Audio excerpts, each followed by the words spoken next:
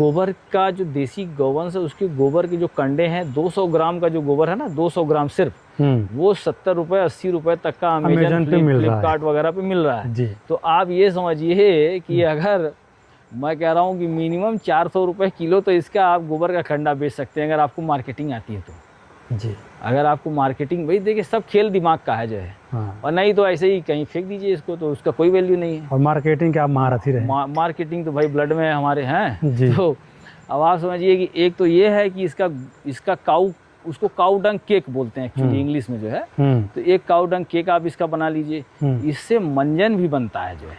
अच्छा। हाँ, अब मैं देख करके आया हूँ वो प्रोडक्ट सारा जो है, तो इनसे मंजन भी बन रहा है गोबर से। गोबर से। और अच्छा। मैं आपको उसका परिचय बता दूंगा, आप जाकर के मिल लीजिएगा उनसे जी।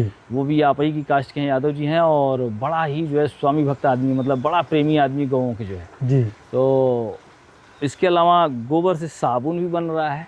अच्छा। हाँ, गोबर के जो है वो दिए भी बनाए जा रहे हैं। मैं कुछ सैंपल लाया हूँ मेरे पास, मेरे एक बड़े भाई हैं संजय सिंह जी जी, तो उनके माध्यम से जो है दिए वो बनाते हैं, उसको सेल करते हैं एग्जीबिशन वगैरह में। अच्छा। तो अभी जयपुर में महाकुंभ लगा था, गौ महाकुंभ जी, तो उसमें गए तो वो थोड़े से ही प्रोडक्ट लेके गए थे, लेकिन वो 2 लाख रुपए का 2 दिन में सेल करके आए जो है। अच्छा। गौ का प्रोडक्ट। अब आप सोचिए, और फ्लाइट से गए, फ्लाइट से आए। संभावनाएं हैं, संभावनाएं असीमित हैं भाई, मतलब आपके पास क्षमता होनी चाहिए काम करने की जो है। और इस फील्ड में बहुत अच्छे लोग इस फील्ड में आ रहे हैं। अच्छा, ये तो गोबर का रहा, और तमाम प्रोडक्ट ऐसे हैं। हमारी सर से आपका मेरे बात हुई थी, उन्होंने बताया, और इनका जो सब सेकेंड पार्ट लाएंगे ना, सिर्फ गोबर पे चर्चा होगी। और मुझे उम्मीद है कि गोबर पे सिर्फ 1 घंटा चर्चा करूँ तो भी कम पड़ जाएगा समय। सर के पास बहुत कंसेप्ट है गोबर पे भी। मूत्र का क्या होता है? मूत्र का अर्क बनता है। जैसे अच्छा। एक जो है, मैं प्रैक्टिकल आपको बात बता रहा हूँ कि एक बच्ची थी जो है, तो मैं बीच में जो है जब शहर में रह रहा था तो उनको मालूम पड़ा कि मैं गांव का हूँ, तो उन्होंने मुझे कहा कि भाई आप हमें थोड़ी सी वो सादगी वाली और बड़ी, जबकि पीएचडी थी जो है। अच्छा। जो लेडी थी वो पीएचडी थी जो है, और वो भी बहुत हाई, मतलब देश के जो है बहुत बड़े कॉलेज से जो है। हाँ। तो बिरला इंस्टीट्यूट ऑफ टेक्नोलॉजी जो है। अच्छा। तो वहाँ से जो है वो पीएचडी थी जो है, तो उन्होंने मेरे से इसका वो मंगाया था गौमूत्र। हाँ। और उसको जो है जब वो प्रेग्नेंट थी जो है तो उसको वो पीती थी जो है। अच्छा। हाँ, थोड़ा सा अर्क जो है उसका। हाँ। और वो किस फार्म में कैसे ले रही थी, उनके जो बच्चा आया है वो जो है वो डिलीवरी के बाद एक ही बच्चा है। हाँ। बहुत ही जीनियस है जो विदाउट फिल्टर।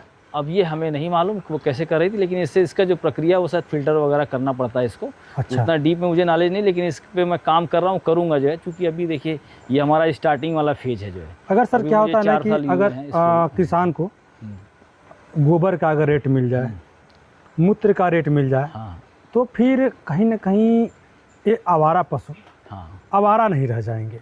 आवारा नहीं है, देखिए ये हमारे आप में ज्ञान नहीं है, नॉलेज नहीं है, इसलिए ये आवारा हैं जी। और हमें तो देखिए 6,000 रुपये उत्तर प्रदेश सरकार से भी मिलता है प्रति माह। अच्छा। ये एक गौवंश पे 1,500 रुपये हमें मिलता है। किसी को मिलेगा, सिर्फ आपको नहीं। अब जैसे देखिए मैंने क्या जागरूक। हाँ। देखिए अगर आप घर बैठे रहेंगे, आप सोचे कि सरकारी योजनाओं का लाभ मिल जाए, तो नहीं मिलने वाला है। अच्छा। कोई भी योजना का लाभ सिर्फ उसको मिलता है जो एक्टिव है जी, जो उस फील्ड में लगाओ, किसी भी फील्ड में आप चले जाएं, लाभ वही पा रहा है जो एक्टिव है, जो उस काम में डेडिकेशन के साथ, पैशन के साथ लगा हुआ है। अच्छा सर, जो पैसा आपको मिलता है, हाँ, वो आम इंसान को भी मिल सकता है, आम फार्मर को जो अपने लिए ही है, हम कौन से खास हैं, अपने लिए जो पालता है उसके लिए भी। देखिए ये योजना जो है आवारा के लिए है। जैसे आपको लग रहा है कि ये आवारा पशुधन है, हाँ, इसको हमने बांध लिया, हाँ, अब कोई इसको बांधने वाला नहीं है, उसके लिए सरकार की ये योजना है। अच्छा। तो ये बहुत अच्छी योजना है, लोग जागरूक बने, काम करें, और सरकार 4 पशुओं का आप लेते हैं? हाँ, 4 पशुओं का हमें लाभ मिलता है। एक आदमी की लिमिट ही 4 पशु है। अच्छा, उससे ज़्यादा नहीं ले सकते। उसमें क्या एज क्राइटेरिया होता है कि बच्चे भी रहेंगे तो भी चल जाएगा? बच्चे सिर्फ जवान तक सब चलते हैं, लेकिन ज़्यादा चूँकि बच्चों को देखिए लोग छोड़ देते हैं। जैसे क्या आजकल जो कुप्रथा हमारे समाज में है कि दूध, अब आप मेरे किसी भी पशु को देखें, सब हैवी पशु हैं जो है, कोई भी आपको हल्का नहीं दिखेगा जो जी। आप नजर अभी तो थोड़े से डाउन हुए हैं, चूँकि ये हमारे एक मित्र हैं सतीश फौजी, उन्होंने कहा कि ये फैट नहीं होना चाहिए पशुओं में, तो इसलिए थोड़ा सा हमने उसके मतलब उस पर बॉडी पे काम कर रहा है लेकिन फैट नहीं होने दे रहा है। तो ये समझो आप कि ये आवारा पशु नहीं है जो है। अगर आप इनकी सेवा करें तो सरकार एक आर्थिक लाभ दे ही रही है। आप इनके गोबर को अपने खेतों में डालें, ऑर्गेनिक तरीके से जो है वो आप खेती करें, बहुत लाभ है। आप अब आपको हम कुछ जैसे मैं अपने बारे में बताऊं जी, थोड़ा सा 1 मिनट ही लूँगा इस विषय पे।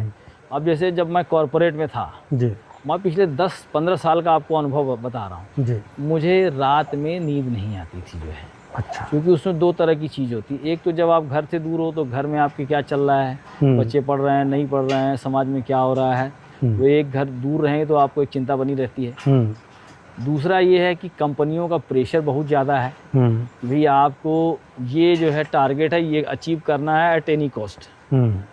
तो उसमें आप तिकड़म लगाते हैं यार कितना दौड़ लें, भाग लें, कहाँ से बिजनेस ले आएँ है। तो ये समझें आपकी जो है वो भाग दौड़ करते करते आपका पूरा लाइफ स्पॉइल हो जाता है और आप ज़िंदगी का मज़ा नहीं ले पाते। अब आप समझिए मैं 4 बजे भोर में सोता था, कभी जो है सुबह अब चूँकि बाहर जाना है तो जल्दी उठना पड़ता था, मजबूरी थी, तो कार में सो रहे हैं बैठे बैठे, और कभी जो है नहीं जाना है तो दिन में 10 बजे तक सो रहे हैं। तो आपका हेल्थ वैसे ही ख़राब हो जाना है।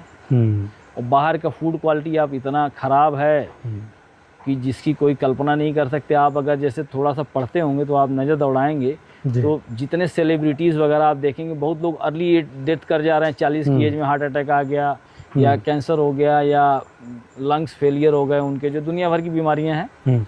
तो ये सिर्फ और सिर्फ इसलिए है कि वो उनकी जो रूटीन है, जो उनके खान पान की आदतें हैं वो बहुत ही डिस्टर्ब है। जैसे पैकेट फूड आप खा रहे हैं, जितने भी पैकेट फूड हैं आप किसका भी नाम ले लो, चाहे चिप्स हो, कुरकुरे हो या जो हमारे मसाले हैं जो पैकेट में आ रहे हैं, सब में मिलावट है, उनमें सब में प्रिजर्वेटिव डला हुआ है। तो जब आप प्रिजर्वेटिव का मतलब ये होता है कि आप किसी चीज़ को प्रिजर्व करने के लिए, सुरक्षित करने के लिए उसमें केमिकल डालते हैं। भाई ये 6 महीने तक ये ख़राब नहीं होगा, इसकी लाइफ 6 महीने है, इसकी लाइफ 2 साल है जी। तो जब वो केमिकल जो है जब उसमें बैक्टीरिया को पनपने नहीं दे रहा है तो कितना डेंजरस होगा आप ये समझिए। और आप ऐसे कोई चीज़ रख दीजिए, देखिए 2-4 दिन में वो ख़राब हो जाएगा। सर थोड़ा सा ध्यान आपका उधर लेके जाएंगे डेयरियों की तरफ। जब आपने हेल्थ की बात कर ही दिया तो डेयरियों से भी एक शिकायत होती है कि ऑक्सीटोसिन खूब लगा करके लोग दूध मार्केट में दे रहे हैं, तो उस पर आप क्या कहना चाहेंगे? देखिए ऑक्सीटोसिन जो है वो मेरे भी कुछ लोग हैं जानने वाले जी, या मैं एक जगह गया था, मतलब 1 या 2 जगह गया। एक तो मेरे गांव का ही बगल का है, नाम नहीं लेना चाहूँगा किसी भी व्यक्ति का विशेष का जी। और एक थोड़ा सा दूर गया था जहाँ आप बात कर रहे हैं आयर वगैरह वाला जो बेल्ट है उधर। उनकी गौशाला में मैं गया भाई साहब, और मेरी आत्मा जो फट गई। एकदम छोटा बच्चा जो है वो बदहवास पैदा हुआ था, वो मरने की कगार पे था जी। तो मैं बड़ा हैरान हुआ, मतलब क्या चक्कर है। तो उसमें से किसी कर्मचारी ने बताया कि ये लोग बच्चे को पैदा होते ही मार देते हैं, जो डेयरी वाले हैं। अच्छा। कि ये बच्चा रहेगा तो दूध पिएगा, फिर इसको तैयार करेंगे, फिर वो बड़ा होगा तो इतना कॉस्टिंग कौन देखेगा। अब एक बच्चे को तैयार करने में लाखों रुपए का खर्च है, आप ये समझिए। एक बच्चा जो है मिल्क में आते आते 1 लाख रुपए का खर्च आता है। ये सबके बस का नहीं है इसको झेलना जो है। लोग बच्चे को मार देते हैं, तो वो मानवता है ही नहीं। लेकिन ऐसा नहीं करना चाहिए। उस दूध को पीने से आम बीमारियां आएंगी, आपको डेफिनेटली आएंगी भाई। अब आप देखिए ये बच्चे हैं, अब ये चाहे तो हम भी इसकी जो है इसको जो है वो डेथ करके और ऑक्सीटोसिन दे करके जो है उसका दूध निकाल सकते थे, लेकिन वो काम नहीं करना है क्योंकि आत्मा गवाही नहीं करती उस चीज़ के लिए।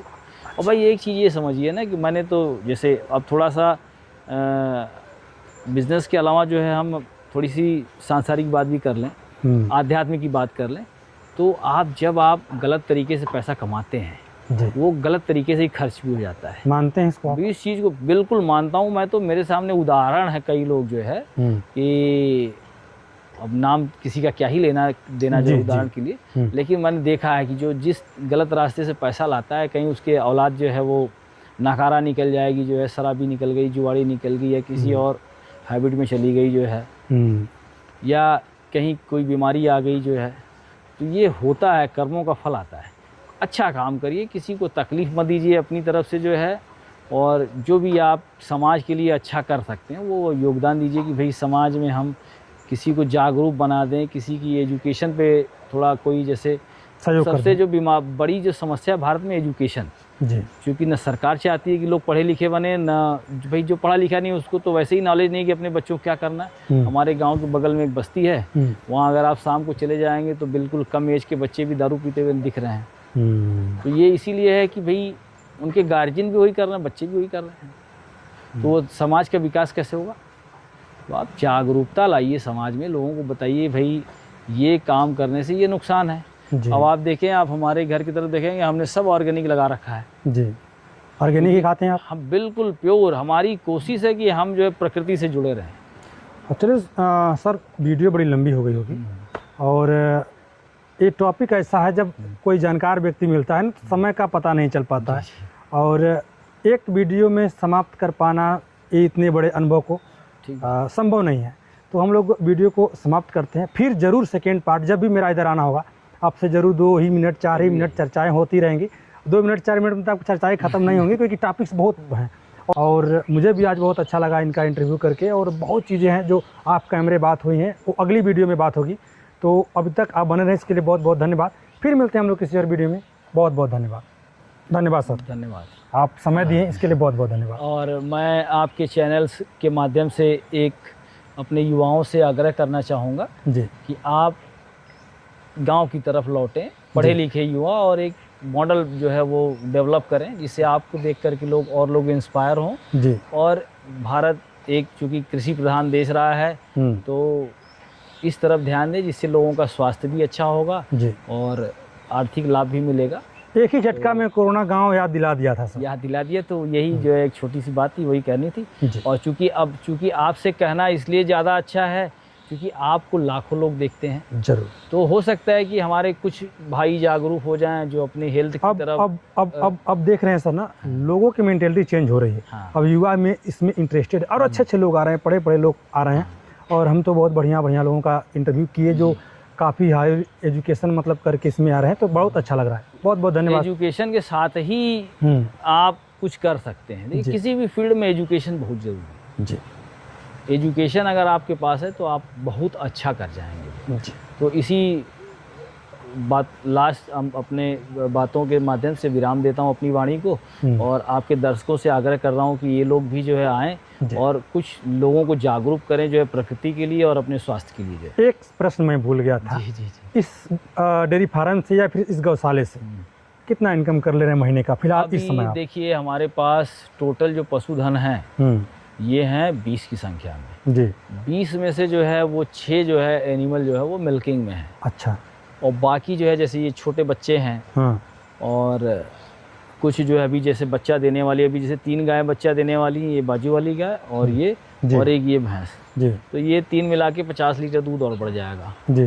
तो अगर 40 की रेट से भी जाता है तो 2000 रुपये ये बढ़ जाएंगे 10-15 दिन के बाद मेरे जी। तो अभी जो मेरे पास दूध हो रहा है खुद का जो है वो 6 गायों से 80 लीटर दूध है। 6 गायों से 80 लीटर? हाँ। उसमें जैसे कुछ ड्राई, मैक्सिमम ड्राई वाली ही गायें हैं जी। जिसमें जैसे गिर गाय है वो दिन में अभी 7 लीटर ही दे रही है, चूँकि वो ताज़ी नहीं है, वो बकेना हो रही है। और बाकी भैंस का दूध जो है अब ये समझिए कि 6 महीना उसको बच्चा दे के हो गया तो 8 लीटर ही है।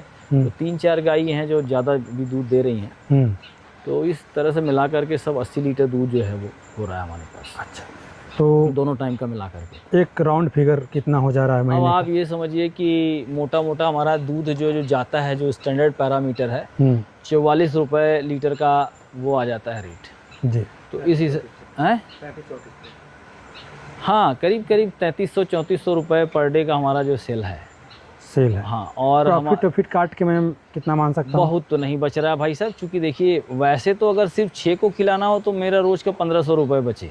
अच्छा, प्रॉफिट बचे 1500 रुपये जी। अब चूँकि भाई ये जो बच्चे हैं इनको भी जो है वो खिलाना है तो जो प्रॉफिट है वो इधर चला जाता है।